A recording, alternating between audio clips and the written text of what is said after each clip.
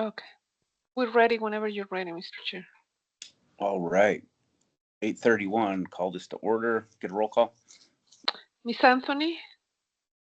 She's not here. Miss Bryan? Present. Miss Clement? Present. Mr. Hayes? He said he was sick today. Mr. Mayor? Present. Miss Shaw?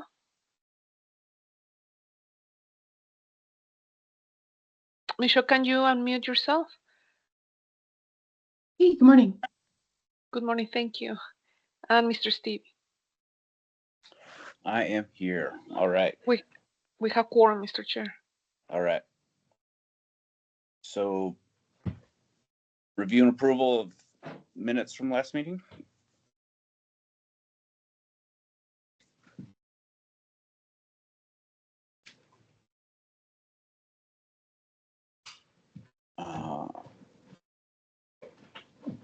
I'll make a motion. We approve the minutes in the action report. I second the motion. Great. Get a second and a third on there. In favor? Aye. Hi. Aye. Any opposed? Hearing none, Maria, that passed.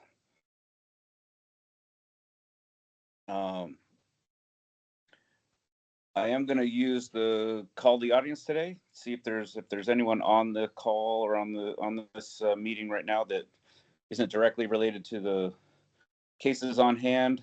That would like to address this board. I'll give a couple moments here for that.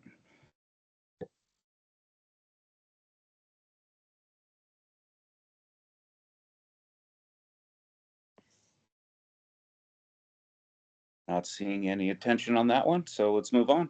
Wave Lab SD 1225-00192. Yeah, Mr. Chair, members of the DRB, this is another facade improvement project in downtown. This building is not a contributor to the Downtown National Register, so it doesn't need a historic preservation review by the PRS. And in addition of the west facade improvement, the applicant is also providing for a canopy tree on the right of way. And that's all I have, Mr. Chair. The applicant is here for a presentation. Great. Thank you, Maria. Thank you, members of the DRB. We're really excited to be here today and show you our proposed renovation for the Wave Lab building. I'll share my screen here. 1 second, please. Great. Can everybody see my screen? Okay. Or not yet? Yes. Yeah. Yes. Okay. Okay, well, Push it Okay, to full screen would be real great, but yeah, I don't know if we can zoom too. if review here does the full screen mode. Maybe Dan knows. Get as big as I can here for you guys. So this is the Wave Lab building. It's at 111 South 6th Avenue. It's directly north of the Oddfellows Hall project, and I'll get down to the meat of this where there's a little bit larger images. But just to give you a little bit of context, this is its location here. So on 6th Avenue, just south of Broadway, right across the street from the TEP building and just north of the Oddfellows Hall. This is an existing building. This is, you can see the site plan here. It's 2,600 square feet. It's currently empty. There's nothing inside of it, and it is the building does virtually max out the entire property for this. It is almost entirely property line to property line all the way through here. There is no current tenant in this building. There's actually no current proposed tenant for it either. The owner's desire on this property was to do some improvements to give it a little bit more life, a little bit more interest, a little bit more natural light, in order to acquire maybe a little bit more of a high caliber tenant to go in there. Really, what it could be is probably is a little bit up in the air, but I think he is trying to lean towards maybe creative office or something along those lines to get people that would then support kind of the other maybe more hospitality focused projects in the downtown area. The other thing that I'll point out here too, as Maria mentioned, you can see the existing building, the existing property line here. This is the existing sidewalk along the west side along 6th Avenue. And there is a tree that was here that it was lost in a storm a couple years ago, and the project proposes replacing or doing another tree in the same location. Since our meeting last time, I did meet with David Marhevka, and he mentioned that live oak trees were kind of his preferred tree for these types of applications. So that's what we're proposing. Otherwise, there is no work in the right of way. These are some existing images of the building on kind of all 4 elevations, and some existing context images as well.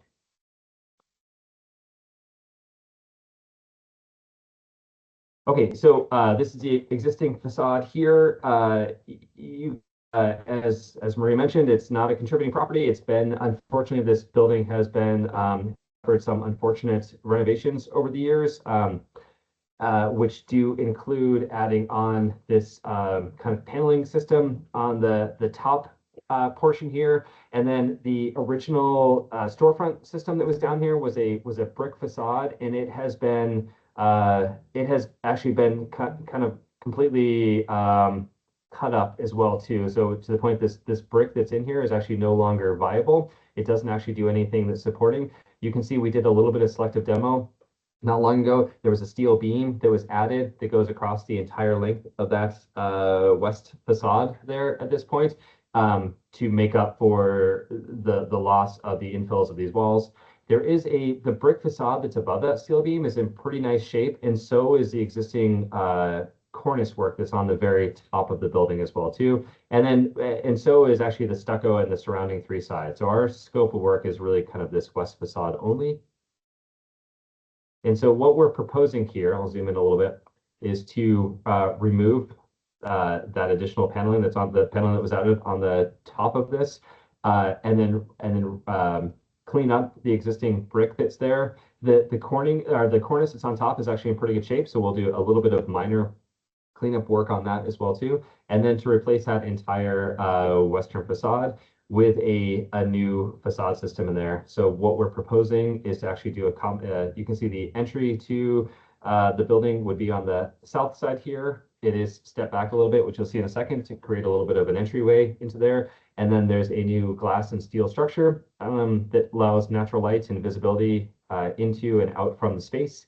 The rhythm of this is we kind of drew our inspiration from other buildings, other historic buildings around downtown that have more of a verticality as opposed to horizontality in the window arrangement. And then we are looking at hot rolled heavy steel on this as well. Mostly a lot for its durability, that it's a little bit more, it's a kind of a maintenance free, and it can handle some of the abuse and some of the other items that may occur in this area.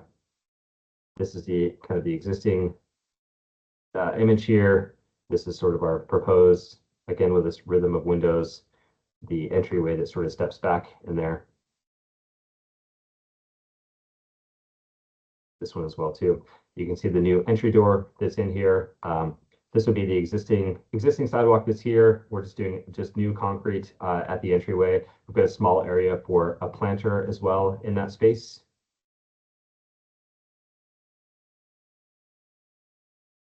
See the elevation drawings here, and the existing and the proposed. And I think that's kind of everything I kind of wanted to show you guys. Do you have anybody have any questions right off the bat?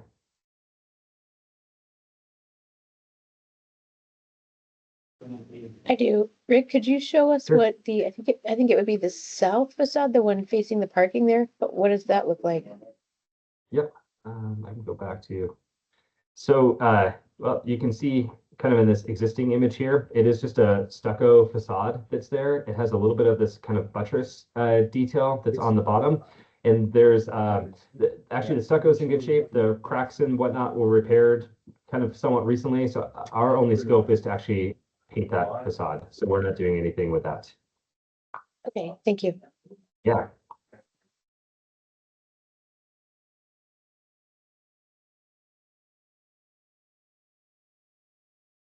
Carol? I think you're on mute. On that west facade, I see a row of trees running down the parking lot. Is that part of the project? It's not. It's actually not. It's not on the property. It's on the adjacent property. But the trees are not there, correct? No. Let me. I There's can go the back here. one. There's one here. There's another one that's back here as well too. So the new one that we're proposing is right here in this. You can see it kind of in this location here. And then I think the owner is looking at. So this is the one. These are the two that exist. I think he's got a spot for one more that was there at one point that was taken out, and then there's another one back here and one at the very end. I think this rendering makes them look a little bit more clean, like a little bit more uniform than they would be. So the tree that is existing there on that west facade, what kind of tree is it? This tree that's right here, Yeah. this is on the adjacent property, but I believe this is a Palo Verde tree that's in there. And it's a live oak that David has asked for the new tree that's in the right of way.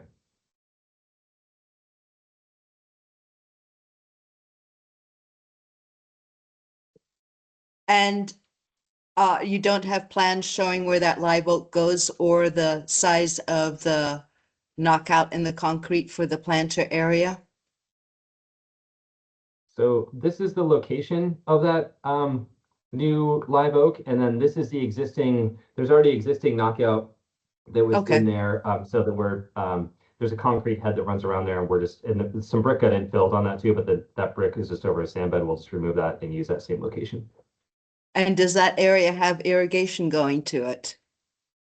It does not have irrigation going to it. So how will but it be? How will So it it'll- be irrigated? So it'll be, I think it'll be irrigated by, ownership. It'll be irrigated by the hand, the irrigated by hand. I know the owner knows he's responsible for these trees that are along the right of way area.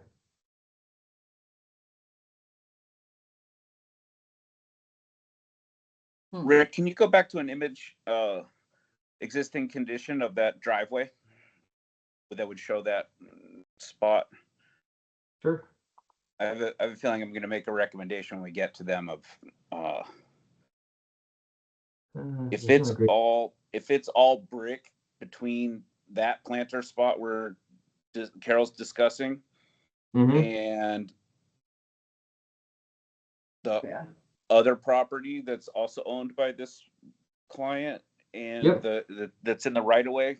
I think you might be able to make a deal with Dave Marhefka or whoever owns the irrigation for the restaurant property to the south to connect this tree to that system. I have a feeling they were connected at one time. Sure, you could very well be correct. He may not have known, so that's why, yeah. But that's right. Yeah, you can't make that assumption right now. And if there's two different properties, but it's all within the right of way. Correct. So Yeah. So Carol, can you write a note? I want to come back around to that on when we make a determination or a vote that I think requesting that thing gets irrigation and that it could cross over onto that other project. Because it is technically, if you look at it, it's technically part of that other project. That's correct. You're absolutely right. So maybe we take it out of this project altogether and add it to that other project. Right. Might be the way to take care of that one, Rick. Sure. Also, the selection of the Virginia live oaks, they tend to be more of a medium water user. I wonder if a selection of a more desert adapted species into that planter area might be a better selection. So we were just following the recommendation of the DTM landscape architect, which was a live oak was his preference on this. So that's how that species was selected. Yeah, that's technically within the right of way, correct? Correct. Yep. Right. So Dave kind of has choice on that material, right? Right. Carol, we good? Can we move on? Rosemary's got her hand up. Yep. All right, great. Rosemary? Yeah, I just wanted to ask, is there any proposed outdoor lighting along the new facade? There is there's just a light that would be placed underneath this new entryway here. That's the only outdoor lighting that's on this facade. Okay, so currently there's one mounted on the exterior of the building, and now you'll place it under the new entry. Correct. Yep, exactly. Yep. Okay, Right. thank you. Yeah. Oh, I have another question. Yeah, Rosemary, keep track of that comment, because that was the first thing I had. We need to make sure we catch that. I can't remember if our criteria says full facade or just around the entry having down shielded lighting. I can't remember what that off the top of my head. So we're gonna have to come back around on that one. Will do. Carol, you have another item? Yeah, the turquoise line, it runs right in front of that building. Will that be repainted? No, that will exist as is. We're not taking up any of that brick. We're not doing any work on that.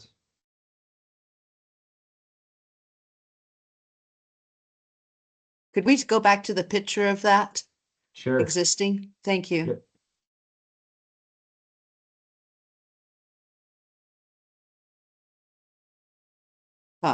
It looks pretty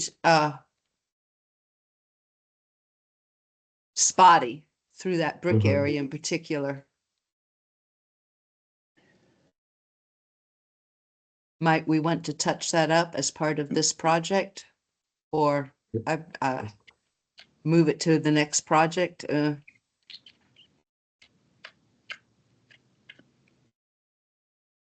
It's in the right of way. I mean, it's not owned by the property owner. Oh, I'm sorry. Who maintains the turquoise line? City of Tucson? Downtown Yeah, downtown Yeah, partnership, I okay. believe. All right. Yeah. All right, thank you. Oh, and I have another question. That concrete planter that's currently in front, shown right in the, what's happening to that? It's being removed. Yeah, there's two of them, right? I believe so. Yeah. Hmm. Well, there's just this one that's here. Oh, I thought there was two sitting there. Now utility stays in its current location, right? The one on the Correct. far north Yeah, the edge. back. Mm-hmm, Yeah. that's correct. Yeah. Right. So it's really just a facade improvement, no change of use, because there is no Nope. current use. Yep, correct. Yeah. Right away improvements will be adding a tree, and then maybe if possible, maybe some minor rework in there to add some irrigation to that. Sounds How are the other right-of-way trees in the downtown area irrigated? Like I know there's a lot of live oaks that are north of here. Do you know, are those irrigated from the property owners or those irrigated from the city of Tucson? It's a mix depending on the project Mm, and the agreement that they have with the city. got it. While we're on this image, it looks like there's a second building mounted outdoor lighting fixture, and it looks kind of obscured by that right turn only sign. Yep, Am I this one seeing right that here. correctly? Yeah, Yep, that's correct. so that one There is is not being replaced. correct. Because there's a wide door system here and there's a smaller door system here. So I think there's probably a light that was over each one of those doors. And now since there's just one entry here, we're just doing the light over the new entry only. Okay. Thanks. Yeah. And I guess through your investigation with that quick cut you did, you're finding that the conduit for those lightings is mounted on brick behind that It was drilled through. face treatment, Yeah. or Yeah, it was actually drilled through the wall. All the wiring is pretty suspect, but it was all it all just is on the inside. So we'll just have to patch 2 half-inch drill holes going through that brick at those locations. okay. Dan, you have anything? I do not. Nope. Grace, you got anything? No, I'm good. You're good.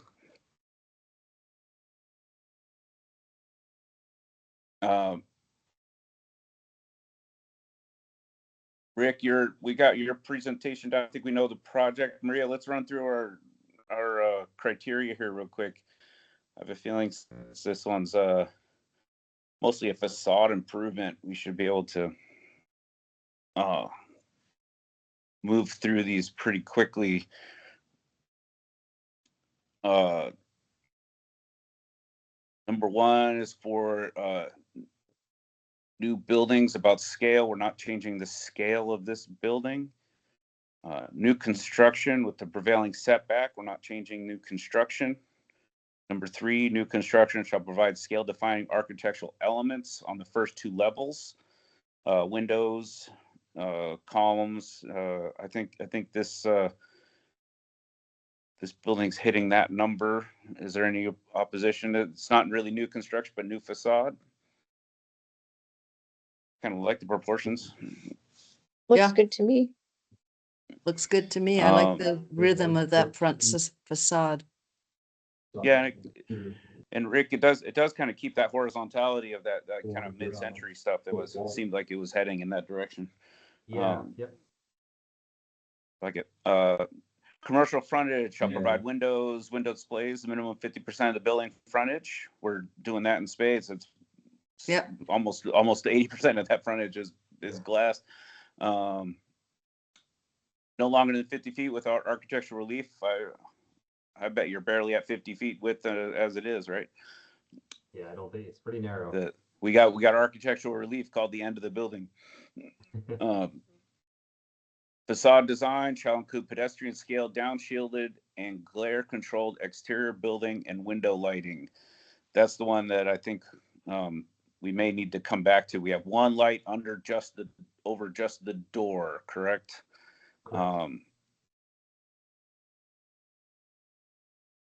It seems like there's opportunity to add another light to on that north end, that one that's existing, to provide some sort of lighting on the rest of the facade. Is that? That's my concern too, Chris. It's just that the sidewalk. Yeah, mine too. There's a lot of One ambient of light mine. in that area.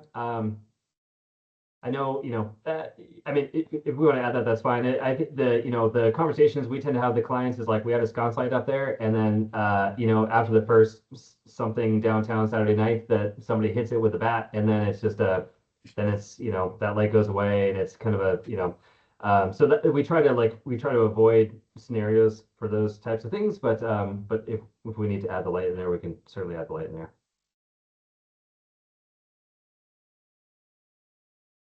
I think I'm gonna make a note that we add a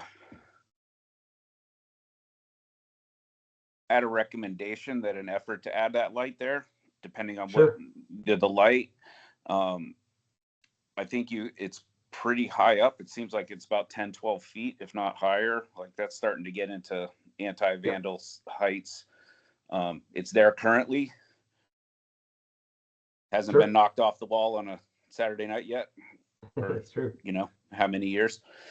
And I think you might be able to be creative with the light you put in there on how it washes that brick. So Rick, I think that might be a instead of thinking of it as a detriment to your facade, maybe think of it as something that could be a highlight. Sounds great. Yeah. But I'll hold that as a note.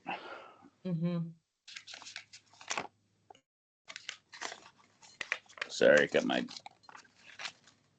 notes here.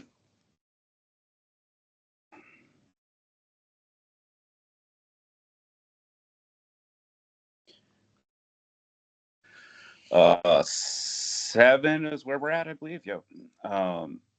Commercial buildings shall have visible from the street, highlighted by graphics. The entry is right on the street. Modifications to exterior historic buildings. It's not really a historic building, but my opinion, I think you're respecting the historic integrity of this building by maintaining that brick as much as possible.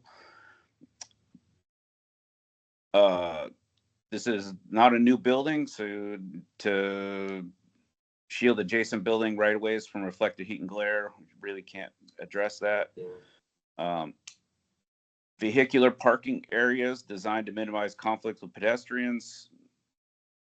There's no additional parking being required or added for this building, unless you want to put it on the roof. You have any way to get the cars on the roof there, Rick? I don't think so. Japanese style lift. I know, right? Can't lift them up there. Those are kind of fun to watch happen. 11, adequate shade provided of all sidewalks and pedestrian pathways. That's one item we didn't see in this, was a true shade study. There is one in there. I'm happy to go back to it, but it does. Yeah, it's kind of a little bit further towards the bottom. Keep going. Or Kent, where am I? Maybe it's up a little more. I apologize. Right there. There it is. Yep. So if you can see that one on the top there, shows the shadow casting of that tree at I believe it's noon on June 21st. It's about as good as you're gonna get, huh? Yep.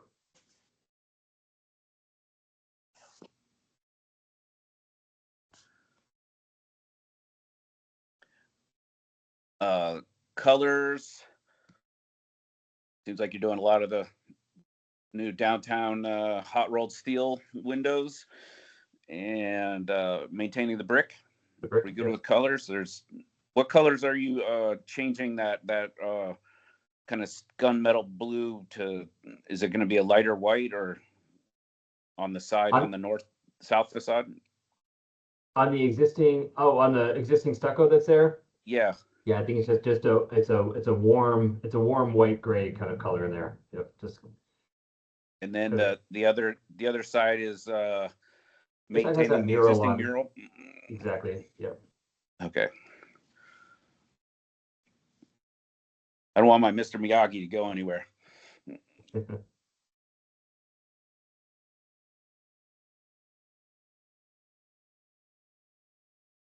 I think we're on 13. New buildings use materials, patterns, elements relate to traditional context. I think you're fitting in with that. Do you have any issues with that one? No objections. 24-hour street level activity. We'll see what that ends up. It's not really a new building, so when you finally get a tenant,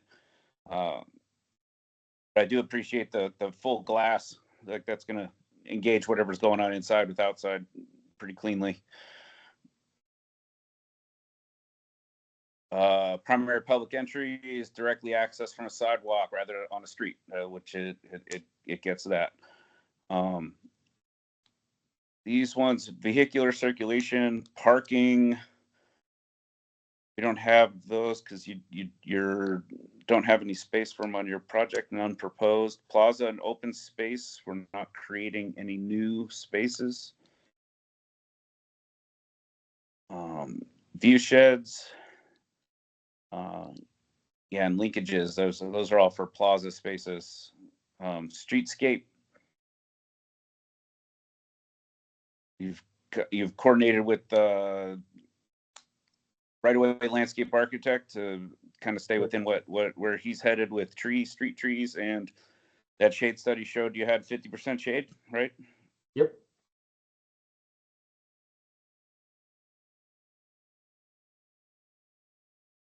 That's the last one we have, right? I think that's the end of our little list.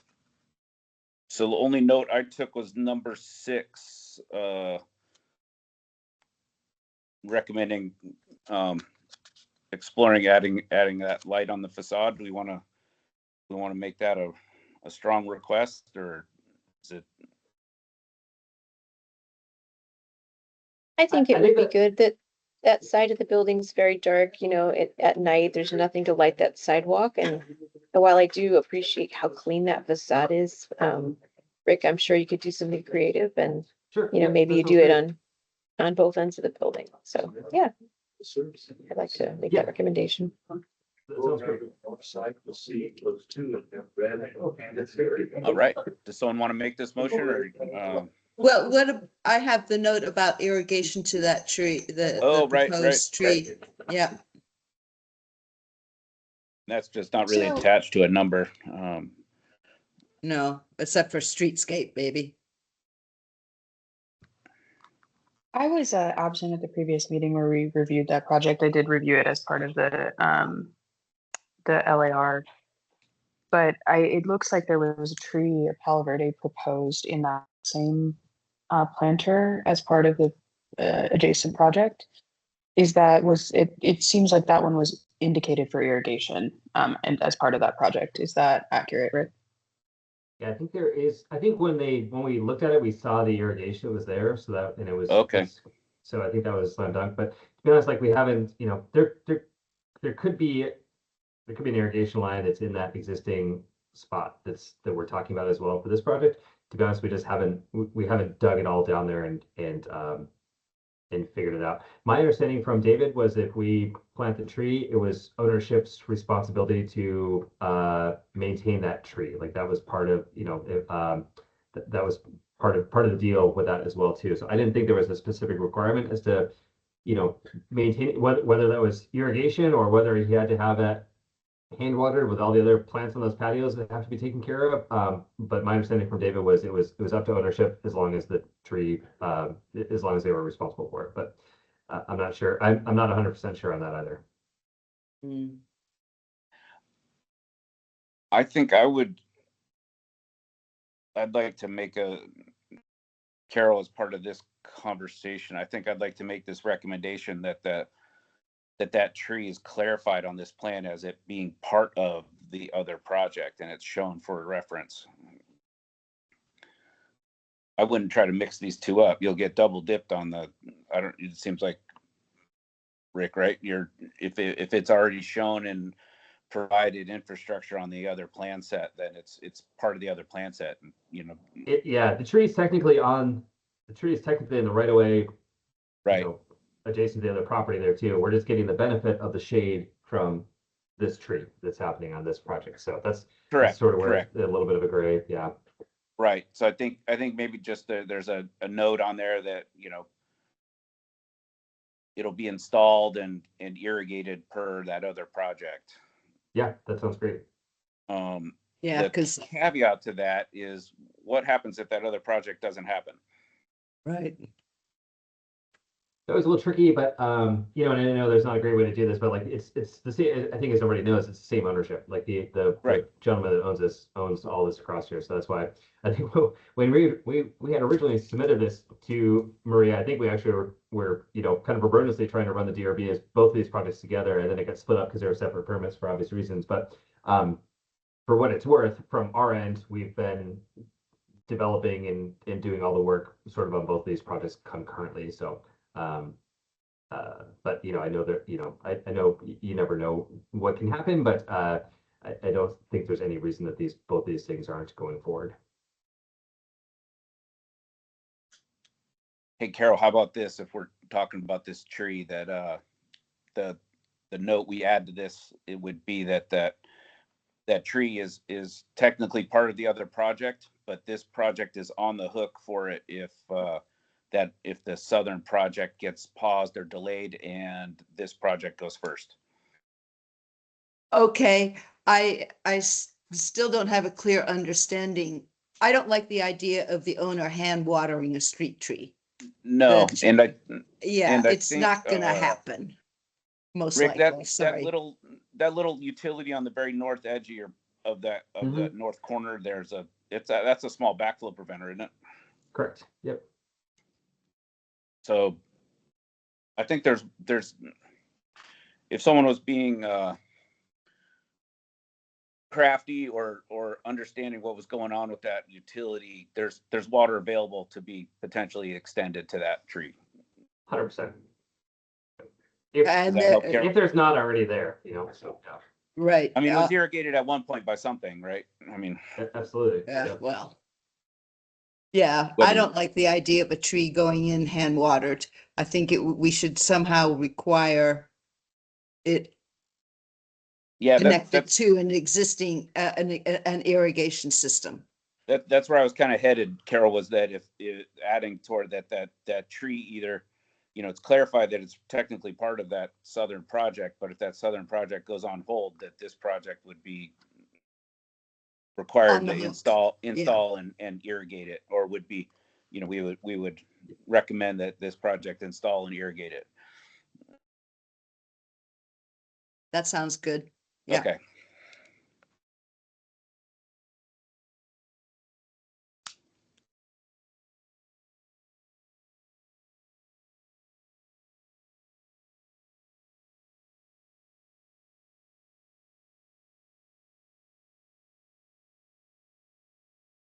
All right. Someone want to make this motion, or am I on the hook here?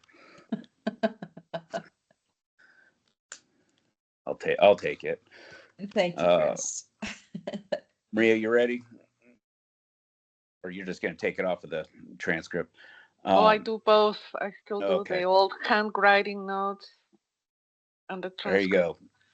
The Design Review Board has reviewed the applicant's project and recommends to the Planning and Development Services Director approval, finding the project in compliance with UDC sections 3.11.1.d, point 1, 2, and 3, subject to the following. Is that the right one? That's not our normal Oh, one. I'm sorry. Apologize. Let me scroll up a little bit more. There we Yeah, go. there we go. I I was was wondering going, where the fives "What?" were. Yeah, usually longer. Awesome. Okay. Well, let's rewind that and start over again. Design Review Board has reviewed the applicant's project for compliance with Rio Nuevo area design criteria and recommendations, recommends to the Planning and Development Services Director approval, finding the project in compliance with the design standards set forth in UDC section 5.12.7.c 1 through 15 and 5.12.7.d, subject to the following conditions: that the applicant provide a lighting fixture on the facade and the location of the existing light fixture on the north end, and that the applicant clarify that the tree shown at the southwest corner in the right of way is technically part of the adjacent proposed project, with the condition that if this adjacent proposed project is delayed or does not move forward, this project is responsible for installing and irrigating the tree in the right of way. That all sounds great. You know, my only question was, for the new light on the north facade, does it need to be in the same location as that existing light that's there, or can we use some discretion on that as well too? Because I'd rather rather fit it in there nicer if we can. And then the other thing is Marty. So Marty and I just briefly covered. Maria, can I amend that condition to say in the general location of the I existing? said, I don't, they said, that's Yes. gonna cost a lot of Yes, money for a Mr. Chair. contract to do one revenue this.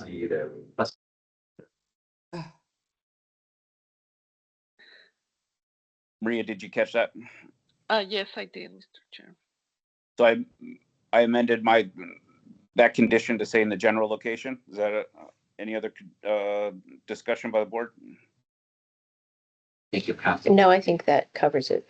Restrooms on, so I think that's what we do, we just. Yeah. send them to I them. look at how the restroom works. Can someone mute? We got some cross chatter going on. I'll take a vote on that. Everyone in favor? Right. I, Any opposed? Hearing none. Sounds like you guys got got that with a couple conditions. I'm Perfect. sorry, That sounds great. can somebody tell me who's did the second on the motion? I don't know, did we even skip that part? I'll second it. I'll second it. There we go. Daniel Thank you. retroactively seconds that one. Yeah. Thank you. Very Great. controversial Brushing now up that on my everybody's Robert's approved it. rules around here. Yeah. Thank you all very much. Thanks so much for your time this morning and reviewing the project. We really appreciate it. Thank you, Rick. I'll be in touch with you. That sounds great. All right. Rick, I get hope another everybody has a music. great. Rick, get another music studio in there. There's some great albums recorded in that building. I know, right? Exactly. All right. You guys have a great rest of your day. Thank you all very much. Take care. Thanks, Rick. Okay, Maria, lead us into this one. What do we have? New building. Yeah, Mr. Chair, members of the DRB, I'm gonna ask my colleague Mark Castro. He's the principal planner at PDSD that leads DDO applications to take over. Mark. Thank you, Maria. Good morning, Design Review Board. My name is Mark Castro, Principal Planner. The next case we have before you is TP-MOD-0126-000005. This is DDO-26-12. This is the Crivanges New Storage Building located at 1400 East Apache Park Place. This is the proposal for a new warehouse building. It's located approximately southwest of, Keno and Benson Highway. In review of the project, they found that there were some modifications that are going to be needed for specifically the landscaping and the building setback. So before you, we have 5 DDO requests from the applicant. And the first one is to allow a building setback of 20 feet to be reduced to 10 feet as measured to the south lot line. Number 2, in lieu of a 10-foot wide street landscape border along Fair Street, redistribute a portion of the required landscape area to the west interior lot line. Number 3, DDO approval to allow 4 of the 7 trees required along the South Street landscape border to be redistributed along the west lot line. 4, in lieu of providing a 5-foot tall CMU wall behind the landscape border, allow the 5-foot tall existing CMU wall to remain at the south property line as screening. And number 5, in lieu of providing 1 additional tree along the North Street landscape border, redistribute that tree to the area behind the landscape border, all as shown on the submitted plans. DRB's purview in accordance with 311(1)(c)(3. The DRB reviews and forwards a recommendation to the PDSD director. In this case, we do have UDC sections 3.11.1.d 1, 2, and 3. You can reference those on attachment B, so that's what you will be reviewing this project in compliance for. And I just want to break it down so it kind of helps the board what to reference for each of the requests. So number 1, you will be referring to 3.11.1.d 1 and 2. Number 2, only 3.11.1D1 will apply. Number 3, again, only 3.11.1.D1 will apply.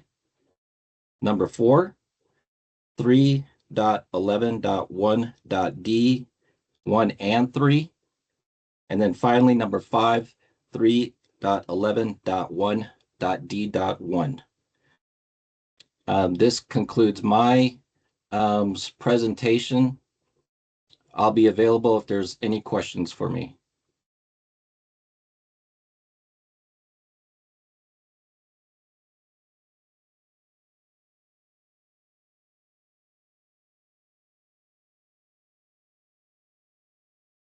Do we have the applicant here to make a presentation?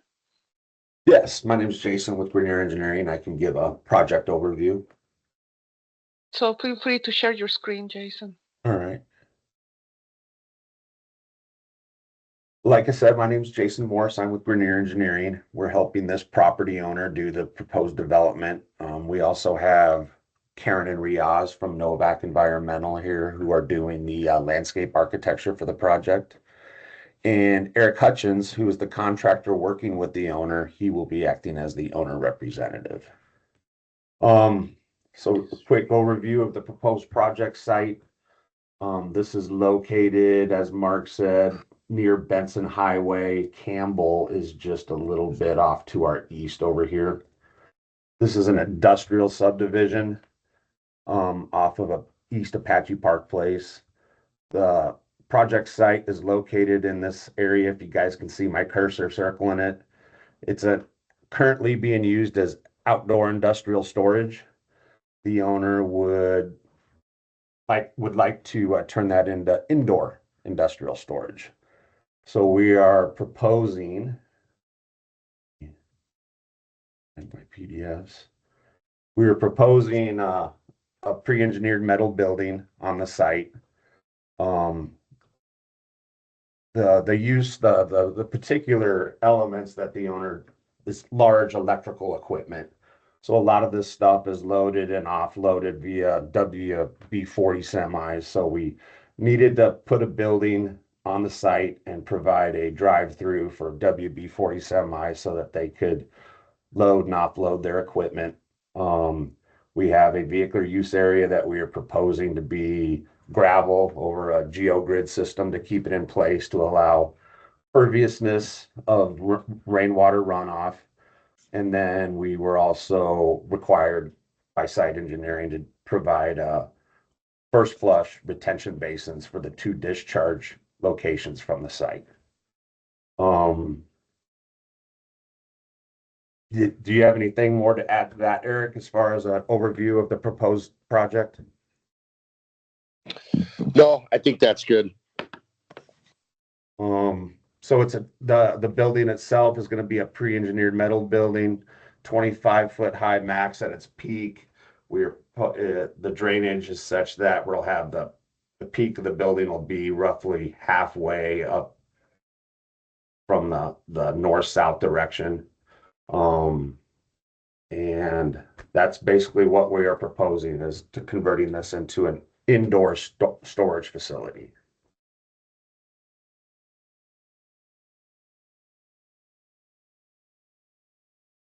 Are you guys looking for more information than that? Hey, Jason, Yeah. could you walk through for the committee, the south situation with the drainage, and existing grades and the existing wall and all that, because that feeds Sure. directly into, Good of course, point. our, thanks. So the site grading is such that in existing conditions, about half the project directly discharges out here to East Apache Place and runs out to city drainage infrastructure out toward, let me pull up the other picture here. There's existing drainage swale out here to the west. So about half the site drains out this direction via Apache, directly discharging out to Apache Park Place and out this way. The other half drains through weep holes in the south perimeter wall out to Fair Street. So we had to try and maintain those existing drainage patterns. Let me go back to our plan view real quick. So that resulted in a portion of this building wanting to drain out towards Fair Street, and then the front half of the building and the vehicular use area draining out towards East Apache Park Place. We had to install a drainage swale around this east side and south side of the building to get the roof water and the water that lands on the site out to this southwest corner drainage area. And so this is essentially a 4-inch rock grouted swale that will divert this water out towards the required drainage point. We right now are proposing a 10-foot setback from the property line. There is an existing wall that I have a picture of on the south property line.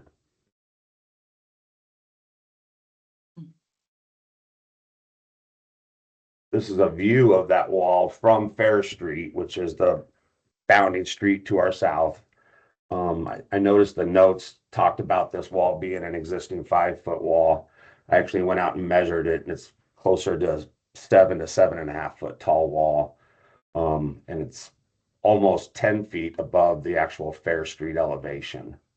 And so back to kind of what Karen was suggesting, I try and demonstrate is there is little room for us to get the water out to discharge this property without having this this riprap valley gutter back here. And so that limited the amount of trees we could place back here for the required landscape border.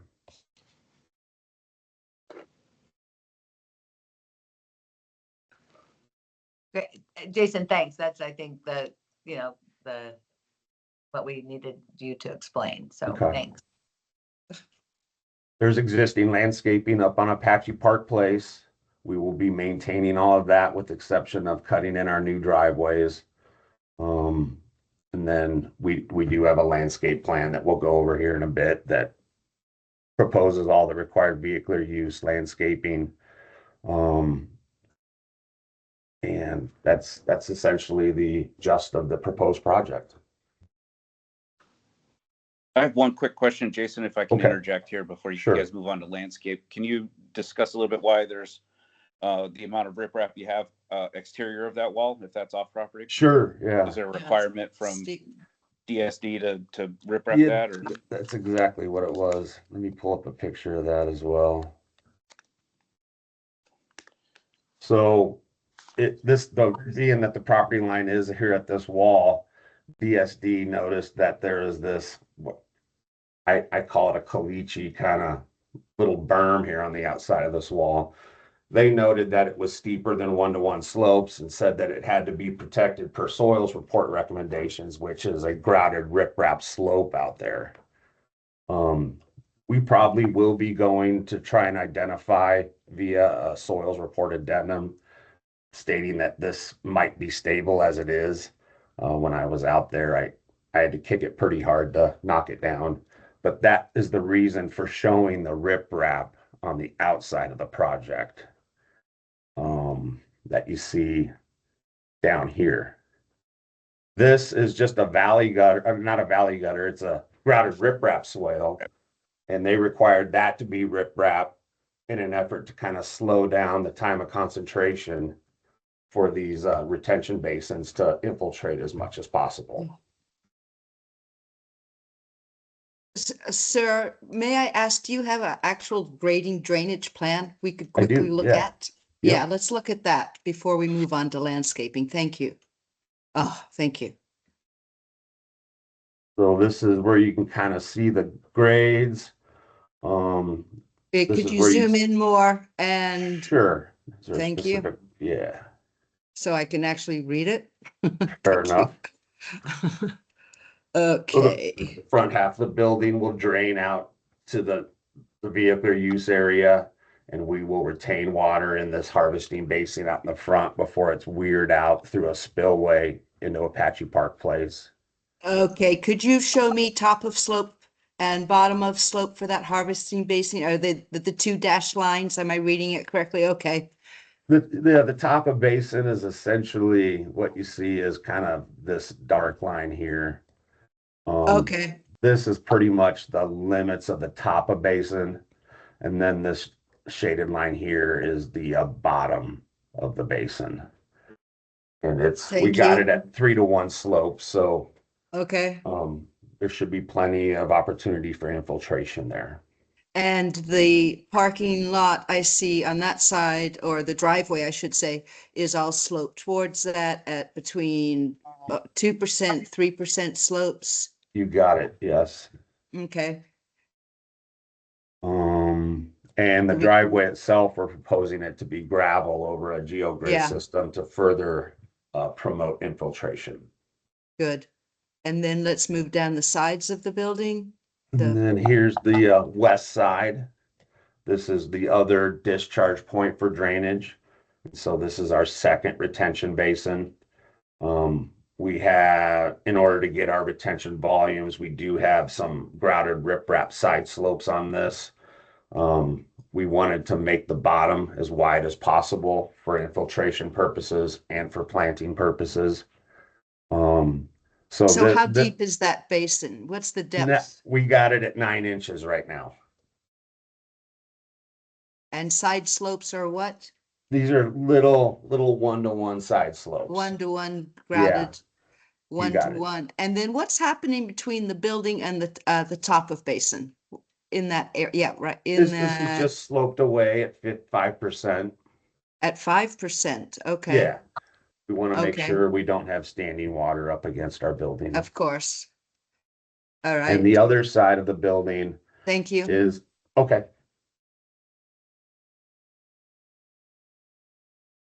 Whoops. Any other questions I can help answer? The other side of the building, please. Okay, I'll finish it. And then the south side, Okay. all around. So moving on to the east side of the building, there's a much shorter distance of area between our property line and our building here. So we wanted to create this riprap drainage swale to capture the water that falls in here and route it out Okay. around the corner and out to this retention basin so that it can infiltrate over here before discharging through the weir here at the southwest corner.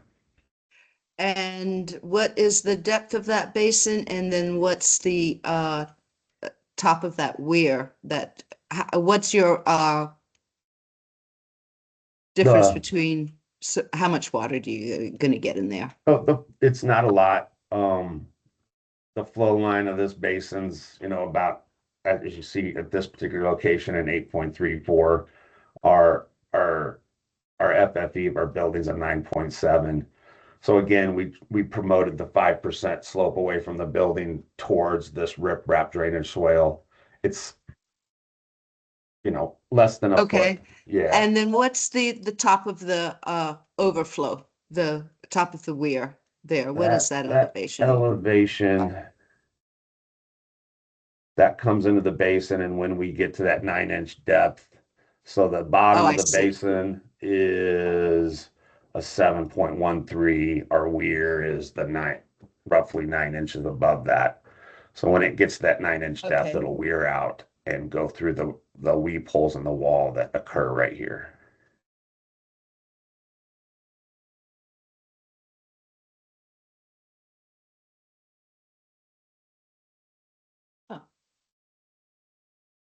And you might be able to see from my photo on Could you the outside. zoom out so I could see more of the property? How long does that? Okay.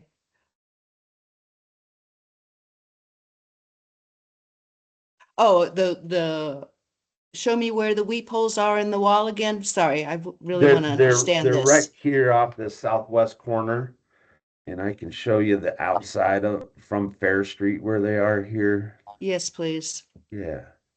Thank you. I want to be sure I'm understanding this. this. Is a view of our project site from Fair Street. This is looking towards the northwest. This picture down here is on the west side of the property, looking towards the northeast. And it looks like my picture didn't quite go far enough. Let me see if I can get to Google Earth and show you. Mm-hmm.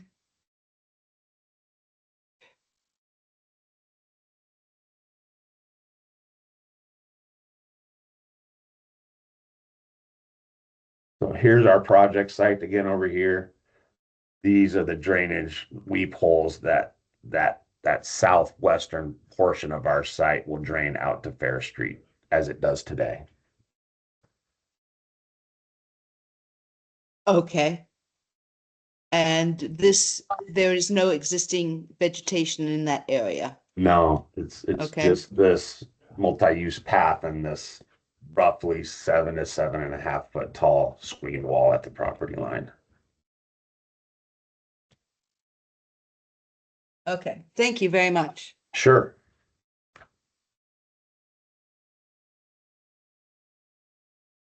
Are there any other questions about the proposed project I can answer?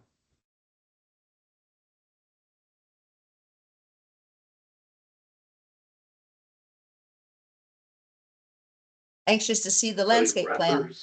Sure. Chris, you're muted. Yeah, as Carol, you got in there as I was like, can we get landscape? And you're like, And I'd like maybe to you hear might want to landscape. chat I was like, about oh, the we're on the same landscape page. side a bit. I'd like to understand with landscape, most of the DDO options aren't necessarily drainage related. They're landscape border related, and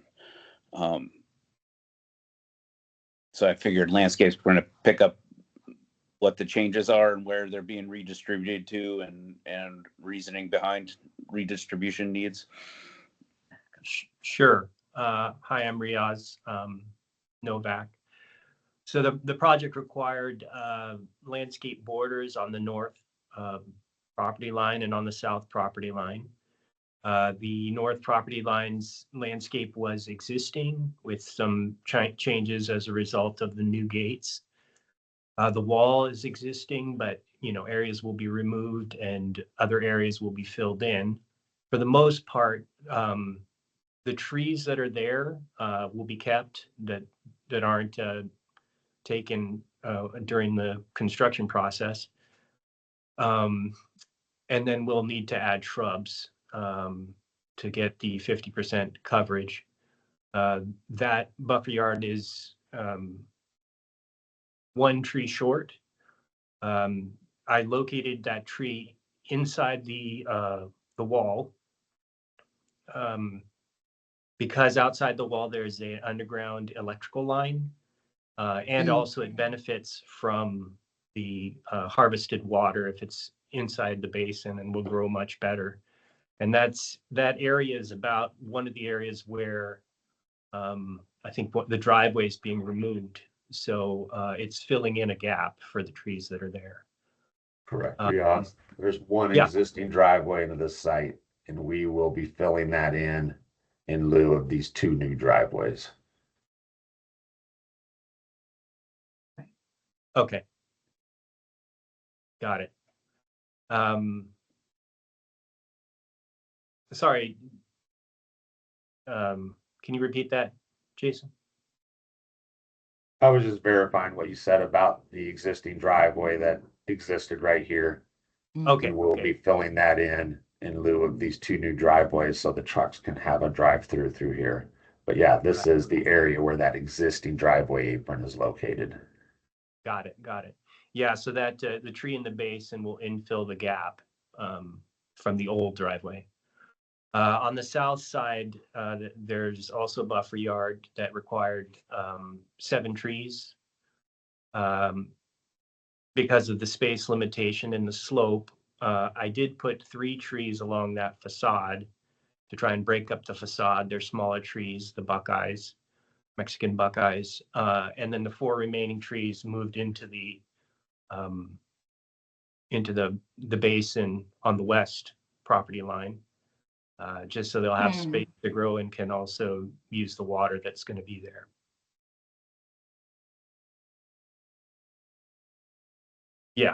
Yeah, and then we're keeping the existing screen wall that's on the property line. You have any other? No, yeah, if you have any questions, I'm open.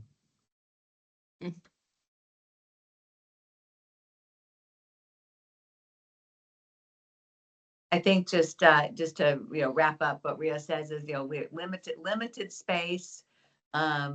Try to do the best we can getting trees where as Riaz said, getting trees where we can put trees that will help the project but not create problems in the future. So that's why the DDO request, especially on the south, because sure we could stuff that little space with more trees, but is that really the best solution in a site like this? I think if you zoom out on Jason's aerial photo, it's an industrial site. There are no trees other than the streetscape right now. So we're trees to the good, no matter where they go on the site. So that was our approach to compliance using the DDO process to allow us to relocate certain elements, not eliminate them.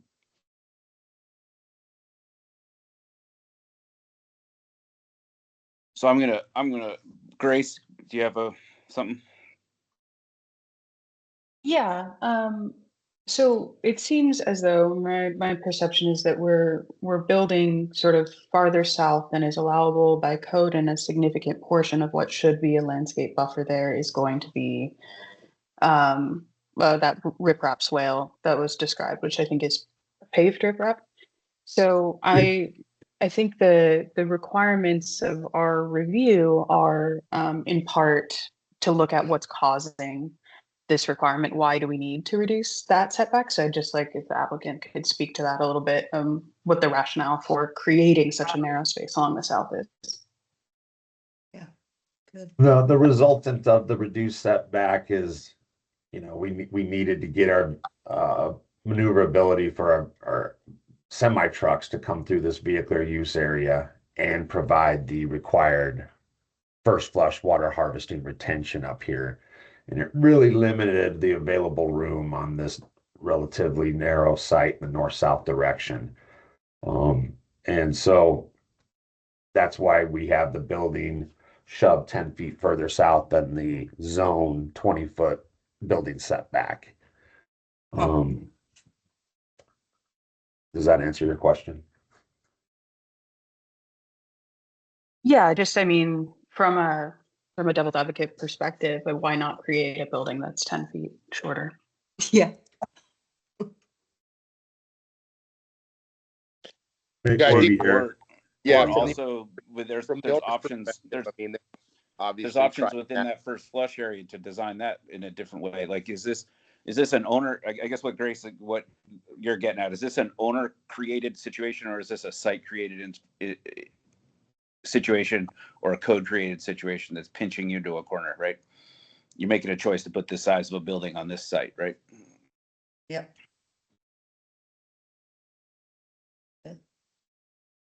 Is there a something within this site that's shifting this building south other than you could speak to the size of the building, Eric? Maybe that might assist. Yeah, the unfortunate thing is this is one of our larger, more sophisticated manufacturers in Tucson, and they have some additional buildings on the site there where they actually do manufacturing. And for them to be able to continue to use Tucson kind of as a hub, they decided to invest some serious dollars into that location there at Apache Park Place. And as such, they need to kind of maximize their site, and with their ability to get in and out with the trucks as needed for their deliveries, we had to push that building back. And unfortunately, I mean, I'll speak to the 30,000 foot view. If you guys recognize, I mean, for our businesses in this community to be able to find industrial space to do what they need to do is not easy. And especially when it's, in the same area where they already have their operations, we've got to be able to try to work with these building owners and these businesses to accommodate. And if you look at some of the adjacent buildings in this industrial subdivision, you're finding that condition exists in the exact same way. And so we're not asking for something that obviously wasn't approved prior to. We're saying, look, for this, we create as a community these industrial subdivisions, and then we come in and say, hey, these things are kind of limiting our ability to use it for the intended use, I1, and so we need this setback. So that's kind of what we're asking is considering all the aspects and the pros and cons. If we were all sit down as a team and do a pros and cons, I think the pros far outweigh the cons in this scenario. And it's not, our biggest concern as a neighbor is the impact on the homes, and there's very little impact on the adjacent homes, as there's only 3 homes that abut the property there, and 2 of them don't even face the property. So I'll be honest, it's not 100% site driven. It's also owner driven, but it is also site driven. So I'm going to push back on a little bit of that, Eric. If you look at their adjacent neighbors, they are honoring setbacks. And adjacent neighbors have trees and landscaping around those buildings. And in prior cases, I just want to stress, we're not the business development group. We're here to look at code and relief of code. This building right here does, I went out and you can tell from the photo, it does have a reduced setback, and they do have a couple trees similar to what we are proposing as well to help mitigate that transition from the street. But to make the statement that other buildings in this area none of them are following code, which was the statement made, is not factual. Mm-hmm. You are correct. Yeah, it was just there are some. If I misspoke, I didn't mean that none of them. Where I said there were other in the subdivision that had that same relief. Okay. Should have phrased it, Chris. Yeah. These industrial sites are difficult that way because there is typically like a lack of landscaping. It seems like it's a kind of a more gritty. We're not doing a streetscape that is going to have high pedestrian use. It's that there's cases to be made for those things, but that's kind of how Tucson develops, is lot by lot, block by block. We have codes and we have these provisions for reasons to kind of better the spaces one by one, independent of what your neighbors are doing. With that doesn't mean we can't provide relief if the relief is well designed and put together. Understood, Chris. Yeah, I got you. Yeah. So I guess I kind of want to ask the applicants to go through their relief requests and show where the relief is needed and where it's offset, because there's some offsets, and kind of explain what there's 3 or 4 items that need to have relief, and I almost want to address those directly. Okay. And see how you guys answer those.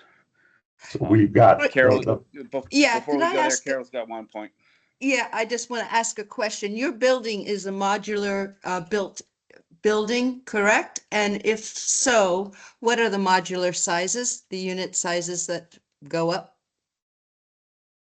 What is the size of each modular piece, whatever you call it? No, it's not a module building. It'll be a steel building. Re-engineered metal building. Yeah.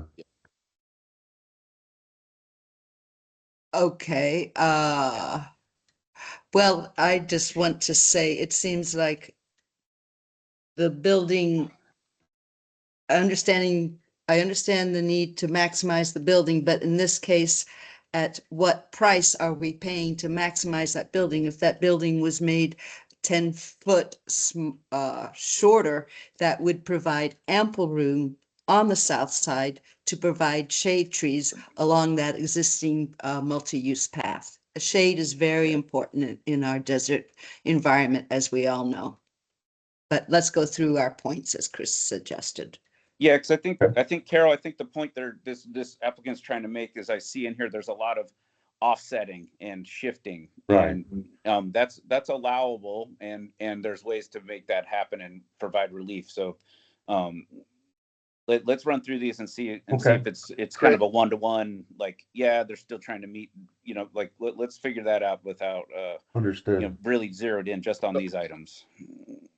Chris, can I clarify one comment real quick? Is that what I've been directed by the owner is that if we can't get this DDO, this building is not functional for their use, because they need that specific depth. Because that was my push. Hey guys, to get this done and make it smooth and easy. They said, no, we cannot use this site if we don't get that addition. And I don't mean to make it more critical than it is. That's what I've been directed. So right. I understand that, and that it's a that really comes down to that part of our provision is, is this an owner driven need for the site or the owner driven decision to make the site not conforming, or if is it a site constraint that is making it not conforming, i.e. like, is there a steep slope or a utility or something that is in the way of your No, it's putting only- this line there, right? So that comment you just made, something, just to be frank, isn't a provision that we consider. I understand the need for that, but and I guess I'm inferring from your statement that the size of the floor plate of that building is set to a specific depth so that they can have a certain set of equipment or things inside that building. Correct. And the building footprint is not an option to change the building footprint. So that is that correct? Is that what you're saying? The building footprint is required for the inside requirements of what they want to do in the building. Exactly. Yep. Okay. Yep. So let's go through these and see what we can do. Let's see what we can come up with. I'm thinking there might be needs to have some creative ideas to help, or have you guys come up with some creative ideas to make this work. So I believe we have the 5 elements that Maria discussed at the beginning of this, or sorry, Mark did. Number 1 being a DDO request for approval of allowing the reduced street perimeter setback on the south side from 20 to 10. That is occurring down here. You can see where the 20-foot mark would be. We are asking that to be reduced by 10 feet. So that's number 1 on this list. Number 2, in lieu of a 10-foot wide street landscape border along Fair, redistribute a portion of the required landscape area to the west interior lot line. So while we do have the 10-foot landscape border here, it felt like these trees would be better, and stop me if I'm wrong, Karen. We did put some trees down here to meet that requirement, but it felt like these trees would be better off if some of them are redistributed over near the water harvesting basin.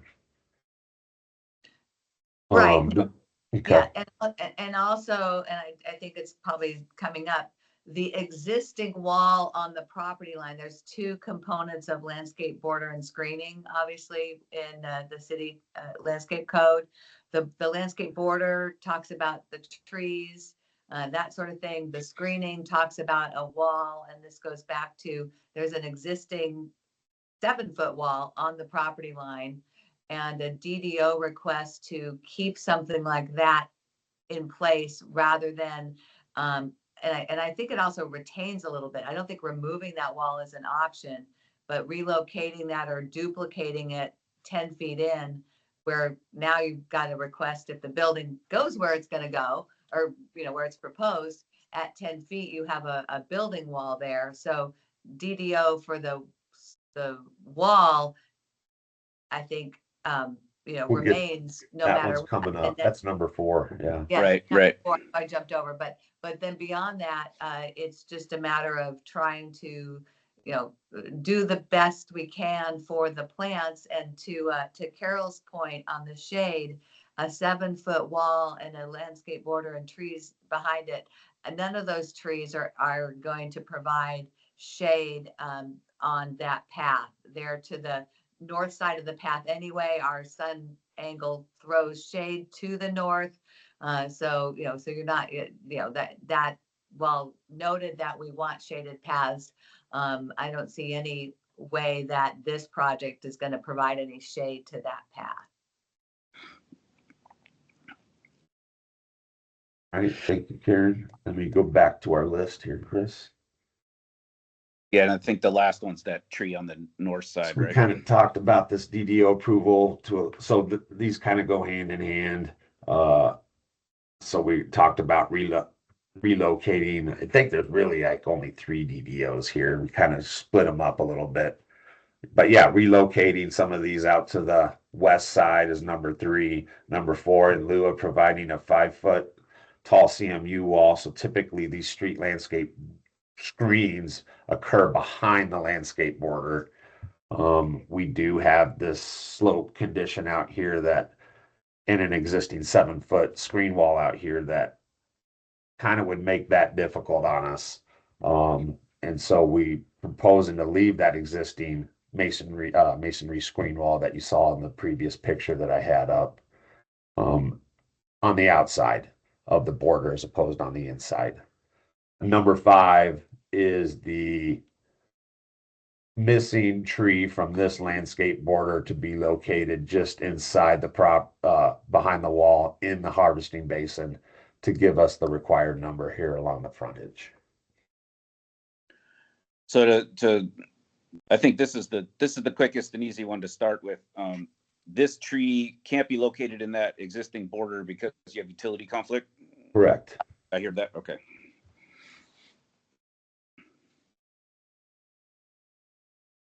Those are the 5 bullet points. So majority of this applicant's request, if I'm hearing it right, is dealing with the south border.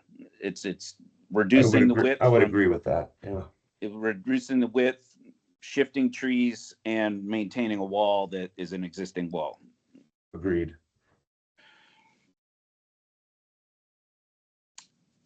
And within that, I'd say my understanding from what you guys have just presented,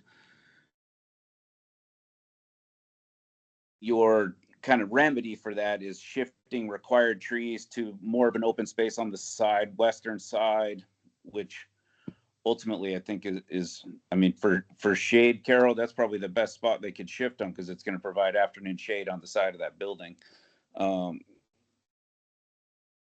You have provided a tree next to your parking spaces, so there's no requirement for reducing there. So it's really just about this south side. You're spot on. Anyone on the board have comments, or we've kind of gone through that? That seems to be our challenge, right? Is do we allow this building to be 10 feet closer to the street than what code says it should be?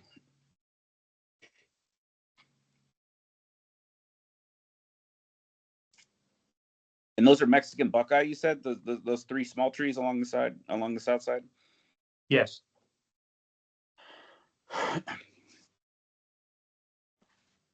And without the measurement in front of me, do you guys know offhand how far from that edge from the building to that edge of the riprap is, like where those trees are planted? Is that 5 feet or 7 feet? Or I think it's 4.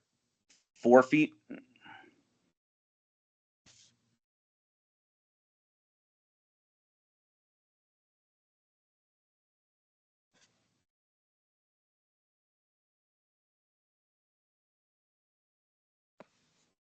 .398, yeah. That's pretty tight.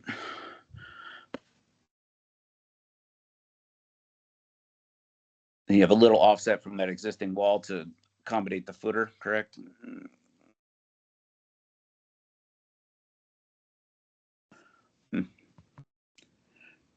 Mark, you have your hand up? Yes, thank you, Mr. Chair. I just wanted to point out, I probably should have mentioned this in the introduction, but this site, along with the properties on the south side there, they are bounded by 2 streets, so they do have that existing site condition where they have 20-foot building setback on the north and on the south side. So typically, it wouldn't be an issue if this was a typical site and industrial subdivision, but unfortunately, these properties along Fair have that existing condition where they do have 20-foot building setback on 2 sides. So I just wanted to make sure you were aware of that. Thank you.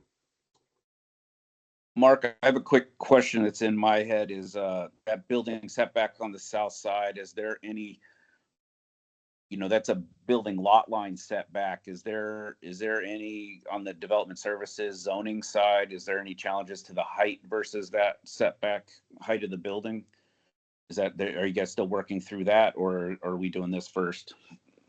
No, it's still straightforward. It's a straight 20-foot building setback. It doesn't deal with the height. Okay, so it's not like some of the other ones where it's, height of the peak. Right. divided by Correct. 2 or what, there's some equation for your side yard set. That's a side yard setback, I think, right? This actually being considered a street setback, even though it doesn't feel like it, because it is Fair Right, Street right. here off to our Oh, south. yeah, because we wouldn't be butting up to another I property or the residential properties Right, that are right. adjacent. So that, okay, I hear you. But Chris, I think you're bringing up a point that should be considered by the board, which is, and Jason, I don't know if you guys have gotten this far in the design, but if it's a PEMB and it's a maximum height of 25 feet per your documents, where is that maximum height? Is it a single slope? Is it a pitched roof? Like what is? So it's that maximum It is, height okay. is in a ways. So we are Sorry, I missed splitting that. the building drainage north and south. So that maybe Eric might know better about what the slope of this roof is, but we will not be at 25 foot here at this south edge. Yeah, Good point, it'll be roughly in that peak will be roughly in the center of the building. It's a pitched roof each direction. Okay. What's the vertical exterior material of that south facade? That'll be your typical metal building sheeting, similar to the adjacent buildings. It maybe, Jason, if you've got the if you've got is it proposed to be painted, or it's that kind of off-white? It'll be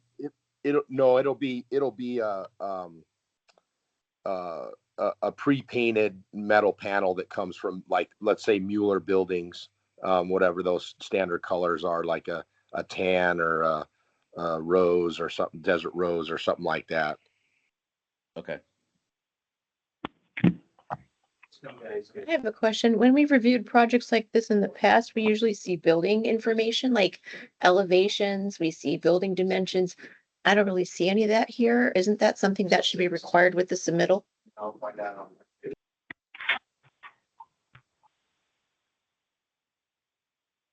I can't speak to if it's required. I don't know if we have any of that information yet, Eric, that we could provide the DRB.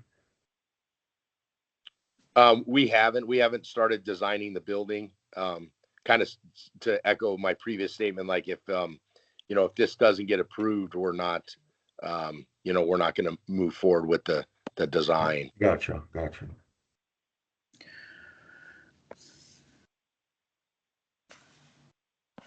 So I have a Mark, kind of loaded. Mark, can you talk to can you discuss the requirements, for like the architectural, the building permit set requirements for the development plan? So because this this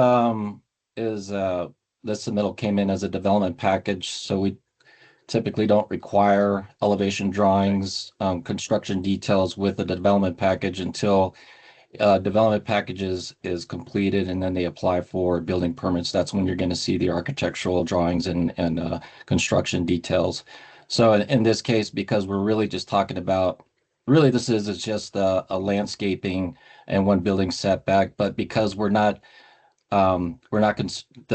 setback is not driven by building height, it's a standard 20-foot setback. There's no need to confirm wall height and elevations on that.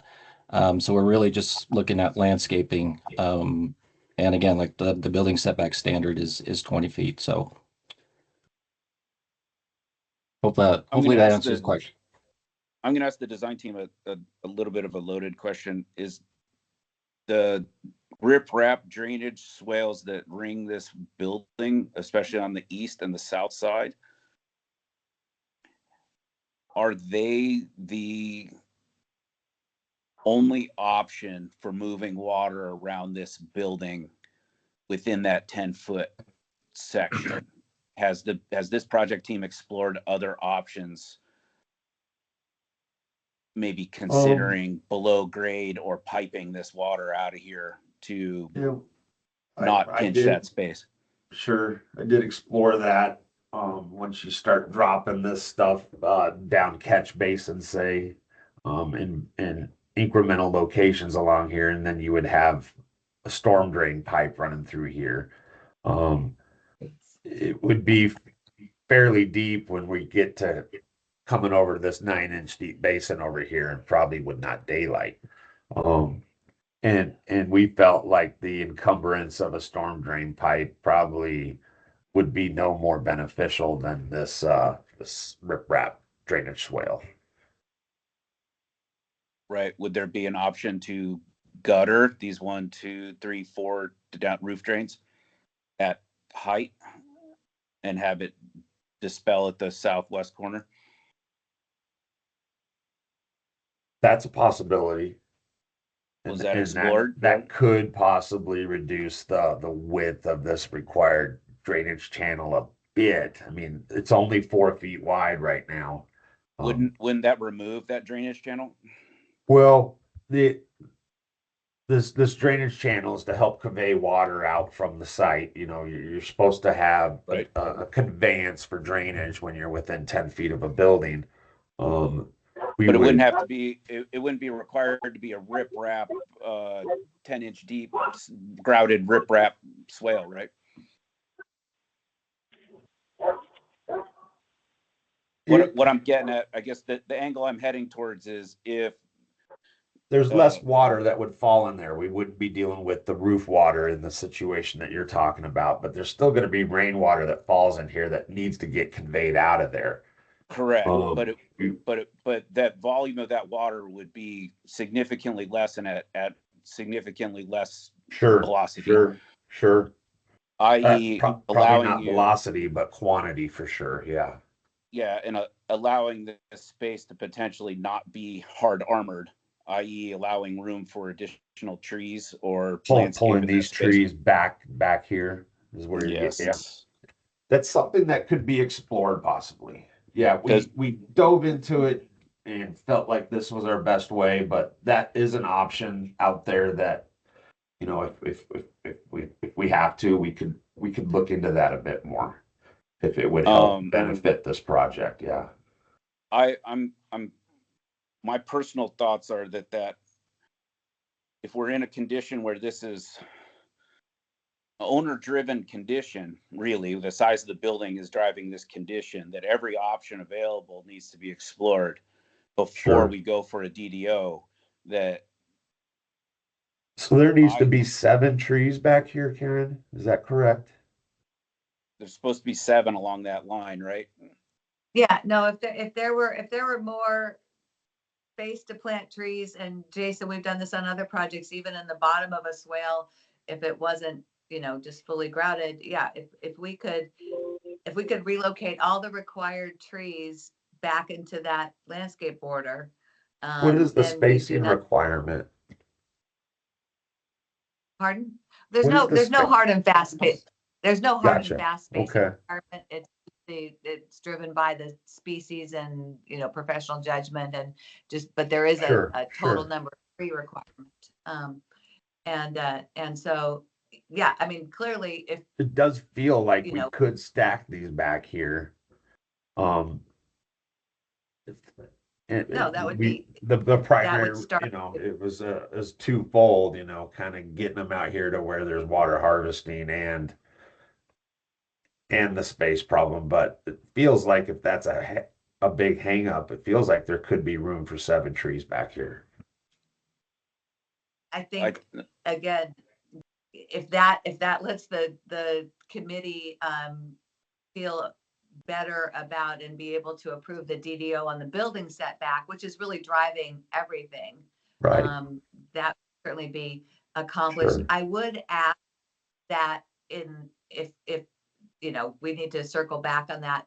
I don't know if this is appropriate. I think the DDO request specifically related to the wall is a standalone request that's going to remain no matter what. We're not going to correct. That wall's not going away. A 5-foot wall behind a 7-foot wall against a building doesn't make any sense. So that particular request, I think, is like I said, standalone request, no matter what happens. So, and then the balance of it, we could eliminate. And then the one up front, the one on top is a little one. It doesn't sound like a problem, but the relocating of trees, if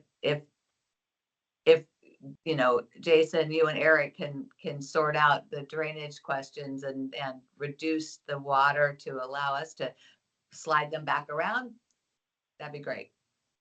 Because I think from my personal perspective, I'm not speaking for the entire board. I think I would have a much higher chance of supporting this southern change, southern relief, if that wasn't a hard armored drainage channel going along that south side, and we could get a good 7, 6, 7 trees along that south side that are taller, something like a willow acacia or something like that, that would help buffer that 20-foot.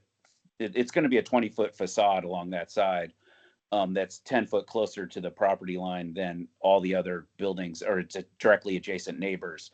I would feel way more comfortable with that if that was part of this proposal, that if we could, because these Mexican Buckeyes are barely, you're not going to even see those, Karen, like that 7-foot wall. They're barely going to. Oh, right. No, we had these trees are just there to draw circles on a plan. Like, they're not serving any purpose.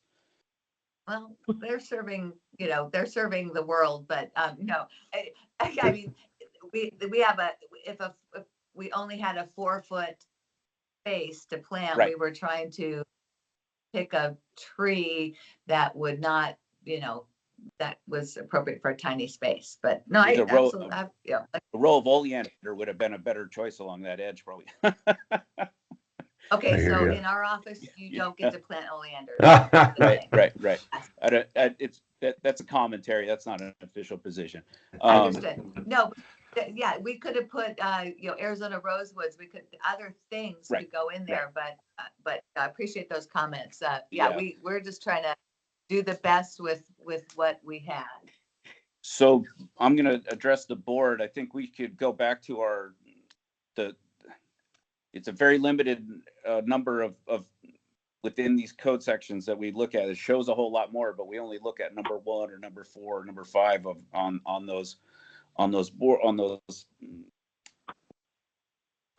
code sections. But I kind of wanted to just gauge the tone or vibe of where the board is sitting currently, before we start moving through these, if there's provisions we really need to stick to, or if we're feeling this applicant is hitting all the points they need to. Chris, I'm absolutely in agreement with you on, you know, getting those trees in there and making that much more palatable to grant the DDO, if that's the situation. I think what we're trying to do here is look at the multi-use pathway and look at the residential area to the south and provide relief for those areas. And I think, you know, the suggestion you made goes a long way toward doing that.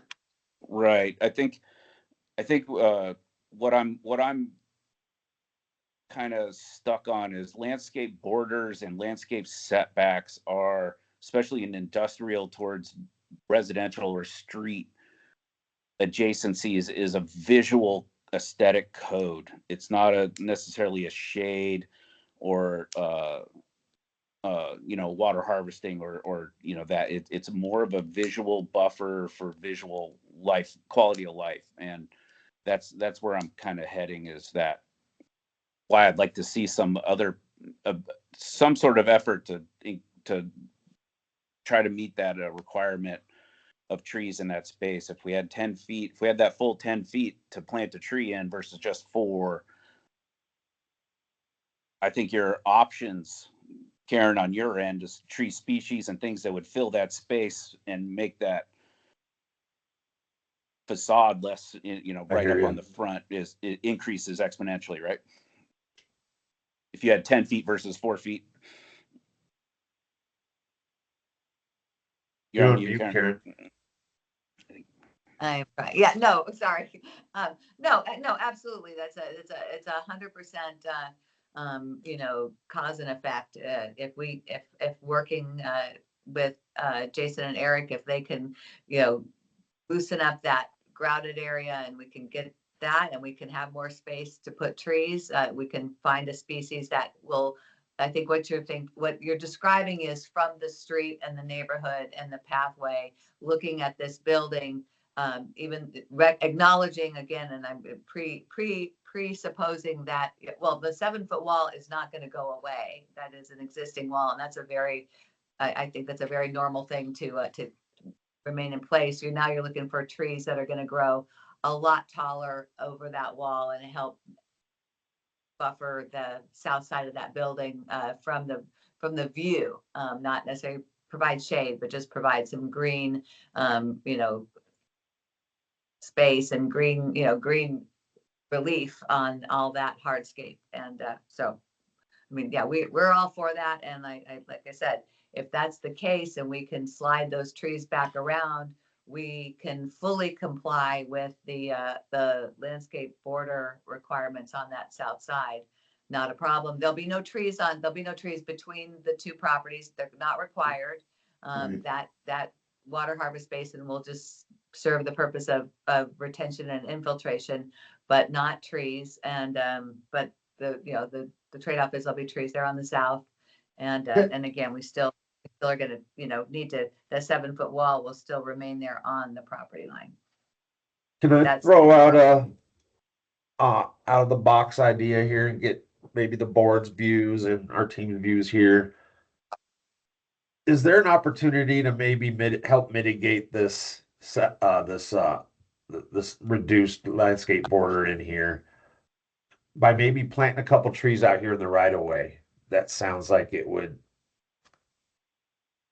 provide that vegetation buffer even further. Is that something worth considering here?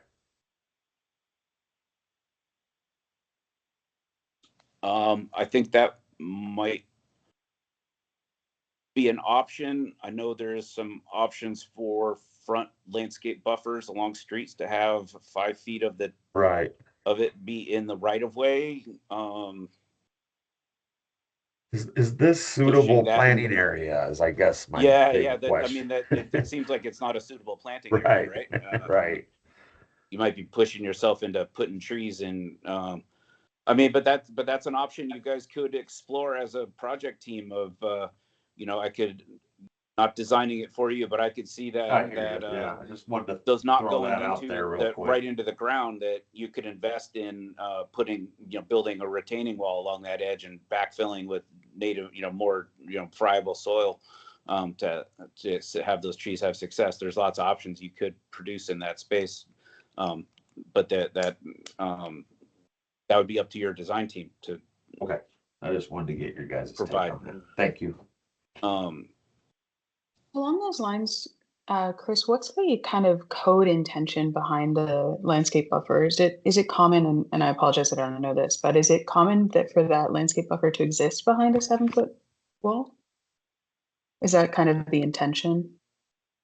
The intent of that code, technically, as Karen was bringing up, is that wall that we have existing would be at the inside property of, it'd be property line, border, then the wall. So the border is there in order to grow up on the the side you're trying to mitigate visual impact on. So on the right of way side. So we're speaking about the 7-foot wall like it's a foregone conclusion. I'm wondering if that's the case. Well, what conclusion of what? What do you mean? That existing masonry wall, needs to be there and is matching with the intent of the code as it exists. I mean, it kind of isn't matching the intent of the code as it is. That's why they're trying to get relief from it. But a lot of other DDOs we've seen have gone for a relief, saying that the wall provides the visual buffer in lieu of a landscape border. I've seen that as a variance. It always kind of bugged me as a professional that the landscape border happened in front of a wall and then the building you're trying to screen. It was kind of like, we're screening the screen of the building, you know, but that's the way that the order of operations is: property line, border, then the wall. So the wall would technically need to be at that 20-foot line. 10 foot. And then the building, or Yeah. at the 10, Right. sorry, at the Right. 10-foot Right. line for the you. landscape border. Sorry, I misspoke. It'd be at the 10-foot line, and then the building would be at 20 feet. Right. So between property line and that 10 feet would be landscaping. But this DDO option, they're asking to invert that, so you'd get the walls right on the property line, and landscape is behind it. I see. So from the Right. applicant's description, it sounded like what the code was requiring was a secondary wall, but what the code is requiring would be to move the wall. Is that correct? Correct. No.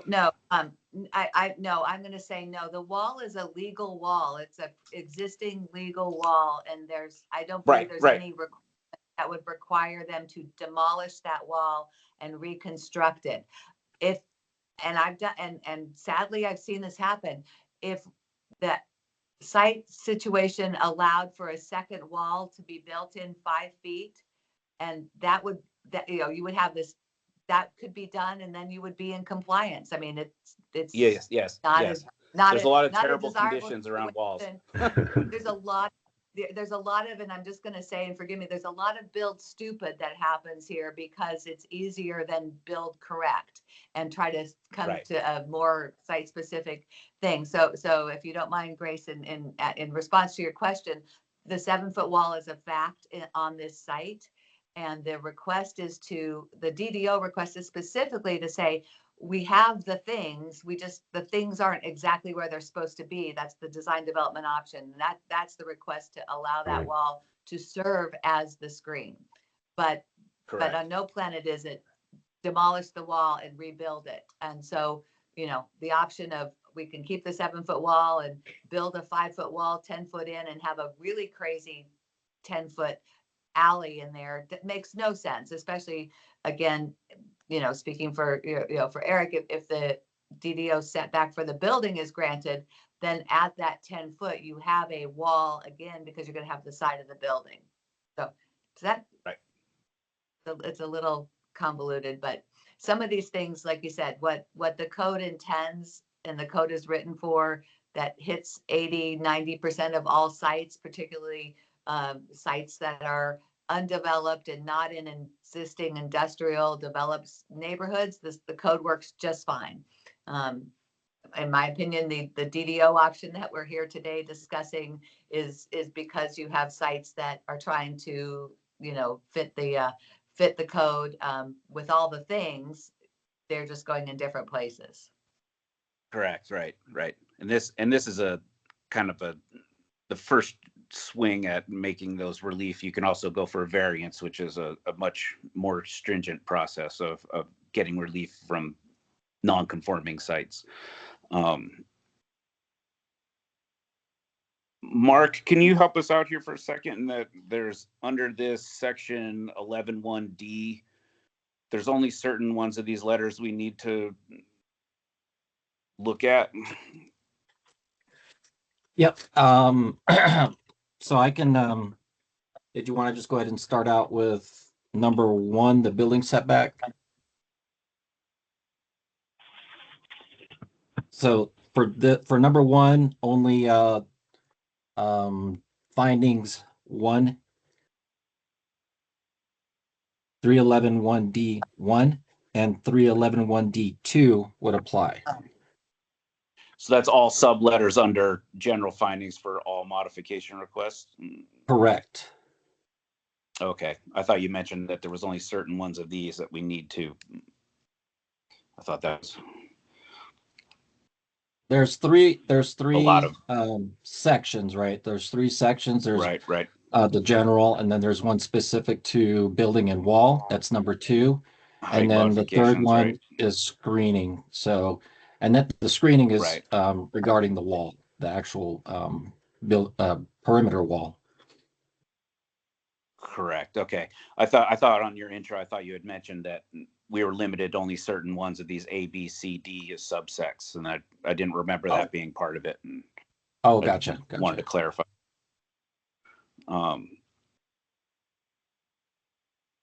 And we have to do this for all 5 variant or relief requests? So I can say that 1 through 5, the first one here, general findings, is going to apply to all 5 of them. And then for items 1 and 4, those are going to be the different ones. So 1 is general findings 1 and 2, and then number 4 is general findings, and the one related to screening. That's number 3. Does that make sense? Yes. Okay. We need to be reminded of those as we move through here. Okay. Rosemary? Yeah, I just want to say, I don't, you're not going to have quorum in about 8 minutes here because I'm going to have to step off, and I have a feeling this is going to take a lot longer than that. I just wonder if we should To go through all of table these. this. I'm wondering if that I was going to pose this to the board here that I know there's a provision on here that in these A through J's that this situation is not owner, it isn't owner made, that we ran into this with the that site we did over at Grant and I think it was Grant and Oracle, where there was an idea to put a building on there, but the building just didn't fit the site, and they're asking for a lot of relief based on the size of their building, but the building wasn't a good fit for the site, and they were asking for a lot of relief. What I'm wondering is if the conversation we were having earlier, if this applicant would be, I guess from my point of view, I'm feeling like I'm going to get to a point on here where we're going to find something that we're going to say we don't agree with, and that's on that south setback of the conversation we were having about looking at all the options for draining water out there to eliminate that rock swale, and to get plant material into that space. I feel like that's an owner created condition. That's not a site related condition. If there's an option to do that, move that water out of there through another conveyance, has that been, all the options been explored? Chris, Mark, you have your hand up. Chris, Yeah. This is Eric. I think we can meet that requirement. I think we can scupper that. I think your suggestion was perfect.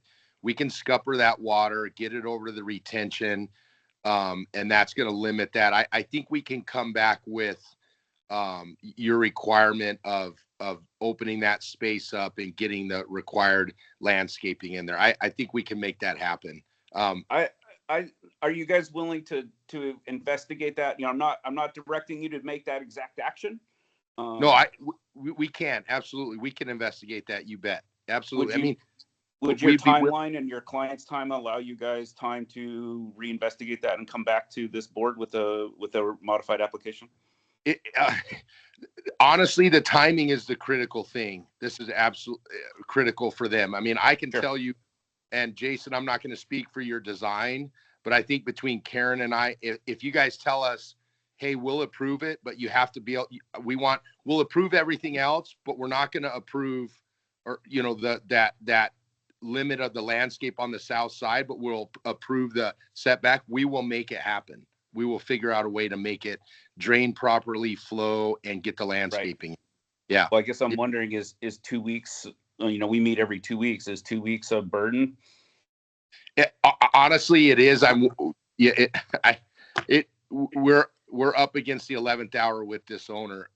They've got some critical items that are being delivered from their client that need to be going on that site. And seems like this project team should have been in front of this board a month ago or 2 weeks ago. Absolutely. You are 100% correct. Because you're setting your calendar based on this being a rubber stamp. Correct. All right. Mark, you have your Correct. hand up? I did.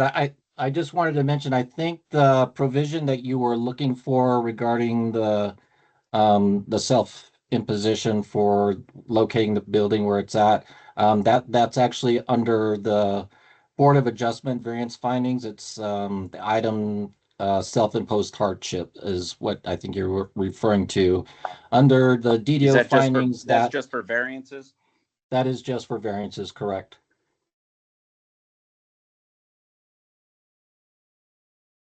Yeah, just so my initial question was stemming from item F of our purview. That the project could not be developed in conformity with the code due to physical circumstances or conditions of the property. Right. That's kind of where I'm at. It's the shape and size of the building is not based on the physical conditions of the site. It's based on the size and shape of the building. That being said, I think the constraints that they do have a street on each side, that we have a multi-use path on one side, and Correct. and taking care to treat the residential component, like we were discussing with the landscape order, et cetera, I think is steps in to mitigate these concerns. I'm wary of the time of. I want to try to get some sort of vote in within our time here. I know we're going to lose people here in a minute and lose quorum, which would definitely kick us to another meeting. Mr. Chair, members of the DRB, if it helps, and if we can reach quorum, the meeting of the 20th could be moved to next week, to the 13th. If the DRB pleases to do so. Just know that we have one case for the next meeting. It's Sunshine Mile District case, the Stra Avenue Social, that will be part of the agenda. And I'm sure that applicant will be happy to go sooner to the DRB. Maria, I'm a little more on the going through all these pieces. I'd like to approve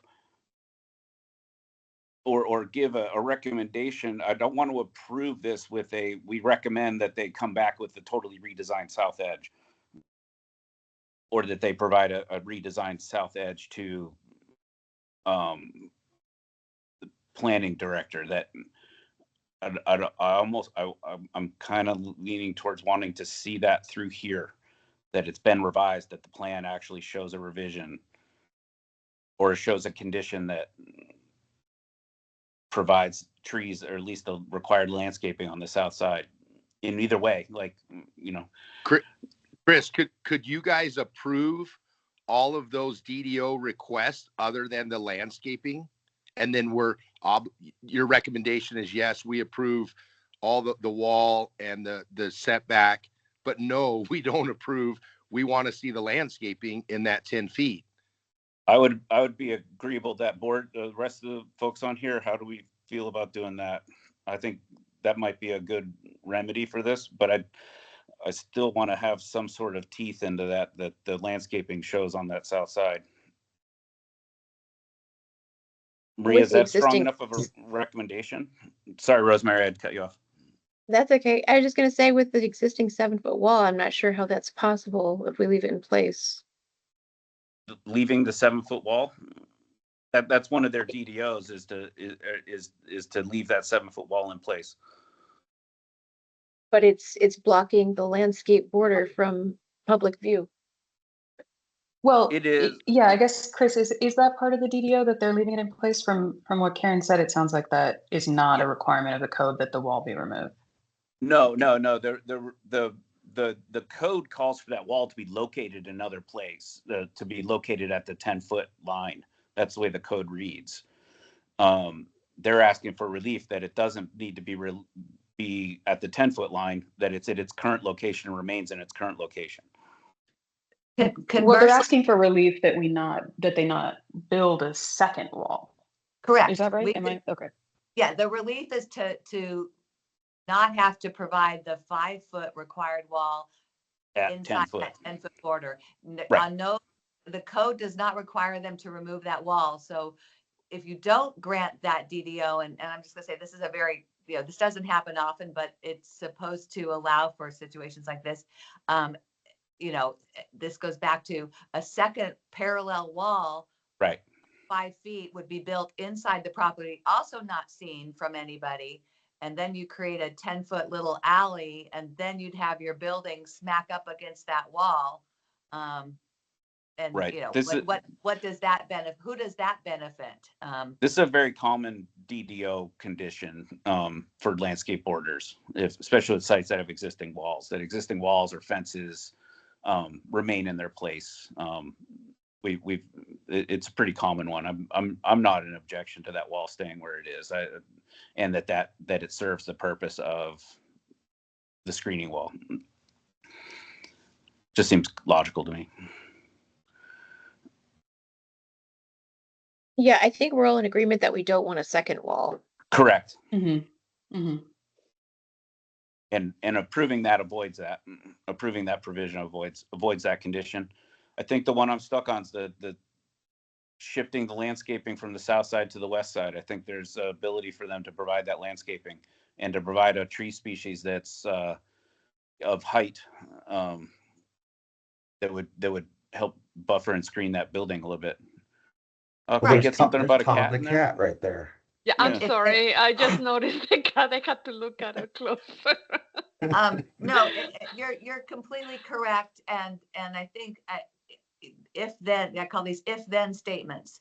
If the DDO to approve the modified building setback is acceptable, and the DDO to leave the wall in place is acceptable, and Eric and Jason, but mostly Eric, can figure out how to give us not a 6 foot of riprap and rock grouted riprap, but of a landscape border there, we happily slide trees and tall native trees as we can in there. You see, I think you see on that street view, those, even a 7-foot wall that exists, and it also is existing. There's already slope there and everything, but you can see where the trees poke over the top of the wall along Fair Street there. That's what we would be creating, more of that. And like I said, we're super happy to do that, provided that the space is available. So I think what I was just going to weigh in. I think what the applicant, particularly Eric, has requested is, saying, yes, we can do this. Yes, we can do all this. I'm not about to tell the board how to do your business, but I would offer that you are able to probably put some pretty stringent conditions on. No, we're not. Essentially, we're not approving the DDO to move the trees around.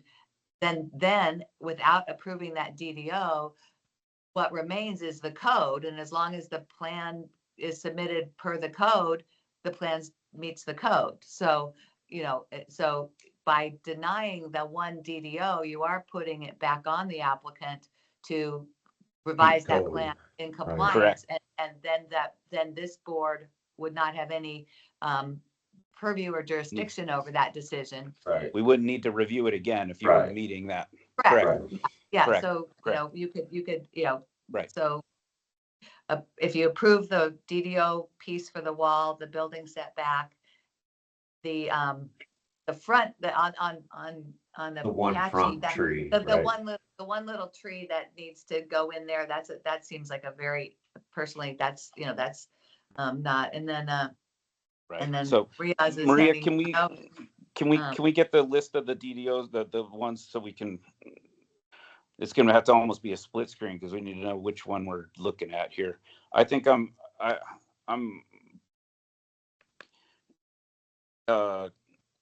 guess Dan, Rosemary, Grace, Carol, how are we good with that action? I think I'm in agreement with that, even though it was presented by, applicant. I think I'm in agreement with that methodology. You guys, where are you guys landing? Yeah, I'm good with that. Yeah, I think that's a good approach. Yes. And for the sake of time, not going through all like 35 of those things like we normally would do for each one of them. I think we're we kind of know where we're at. Carol, how you feeling? Oh, I'm so sorry. My internet went back out. It's back up, obviously. I was able to follow the conversation somewhat on my phone. I actually trust Novak Environmental, and I think if we approve it, they will indeed do what our, meet our intentions here. Carol, what we ended up kind of figuring out a way to methodology to do this is actually denying number 3, which would be to allow them only the trees to shift from the south to the west. And if we deny 2 and that, 3, right? 2 and 3 are almost the same thing. 2 and 3 are related. Yeah. Both two sides of the same coin. Yeah. So tell me what's happening. So if we say no to shifting the landscape over, it reverts them back to straight code. So they would have to figure out a way to what I was talking to them about was it's that grouted riprap channel on the south side that's really limiting their ability. So if they come up with a design solution for that to allow the trees to come back, then they meet code and they will not need this DDO relief anymore. So if we deny it, it pushes them back to code. They meet code, they win. Okay, will the applicant be able to adapt that water conveyance system to allow that? Well, that's up to them to meet code to do that. Otherwise, they come back at us with another DDO. And Mr. Applicant, you feel confident you'll be able to do that? I feel there's avenues out there that we will be able to figure something out for that. Yes. Right. And landscape people, you feel confident with that as well? Yes. So I think Okay. we're Maria, as far as a process goes, we have to read this code or our statement for each one of these individually, or do we? Usually with DDOs, there's usually only like 1 or 2. I don't know if I've dealt with one in recent past that had like 5 of them on one application. Mr. Chair, members of the DRB and Mark, correct me if I'm wrong, but I think it's best if they approve separately each one of these items, or can they do combination approval with, except for items 2 and 3, or approve the whole thing with conditions? No, I agree with your first procedure. Do an approval for items. Do a recommendation of approval for items 1, 4, and 5. And denial of 2 or recommendation of denying 2 and 3. Just like that. That would. And would we want to add additional clause there as to that they meet the landscape border requirements along the south edge? It would automatically give that provision with us denying this DDO. Okay. Correct. Oh, okay. All right. Thank you. All right. I think we have our marching orders. Let's get some. I have a meeting coming up I need to go to too. So let's get action items here going. Apologies, I had to log into the network. Yeah. I hate Duo Push. I have to flip between different things all the time. Network is a problem today. Okay. Can we Go for it, scroll Chris. just a touch so I can get that whole motion, Maria? Or Because shrink it's it a different. smidge. It's There we different go. than our other one. And to be clear with the board, I'm going to as far as each motion goes, it's number 2 and number 3 are the ones that are getting a denial. 1, 4, and 5 for approvals. Yes. Agreed. Okay. Agreed. And each of these we're going to give their own individual second and vote. All right. So motion one, design review board has reviewed the applicant's project and recommends to the planning and development services director approval.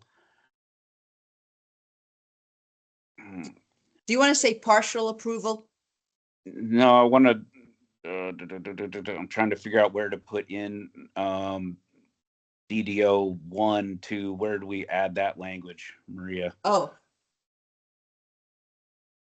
Because this is project, and there's no wording in here to separate these.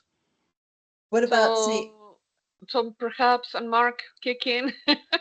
So perhaps something like says approval of request number 1, 4, and 5 right, and of the DDO application, and denial of request 2 and 3. yeah, okay. Yes, yeah, that works. Something like Yeah. that. Yes, that works. Thank you. Okay, so after director approval within there, I could add language in that section. Okay. 1, 4, and 5. Design review board has reviewed the applicant's project and recommends to the planning and development services director approval of DDO items 1, 4, and 5, finding the project in compliance with UDC sections 3.11.1.d numbers 1 and 2 and 3, subject to the following conditions. None. Is there a second?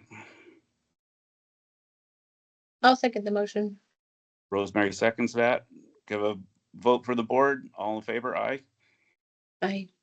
I, Any opposed? Hearing none. It's approval for items 1, 4, and 5 of the presented application. Design review board has reviewed the applicant's project and recommends to the planning and development services director denial of items 2 and 3, finding the project not in compliance with UDC sections 3.11.1.d 1, 2, and 3, subject to the following conditions. None. Is there a second? I'll second the motion. Rosemary seconds that one also. All those in favor? Aye. I, Aye. Any opposition? Nays? Hearing none, Maria. We have a denial of items 2 and 3, pushing those back to straight code.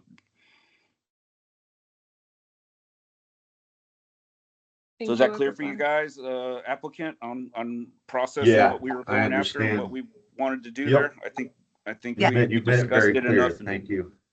I hope we were, came up with a solution that works for everyone and helps you move your project forward in a timely manner. Have.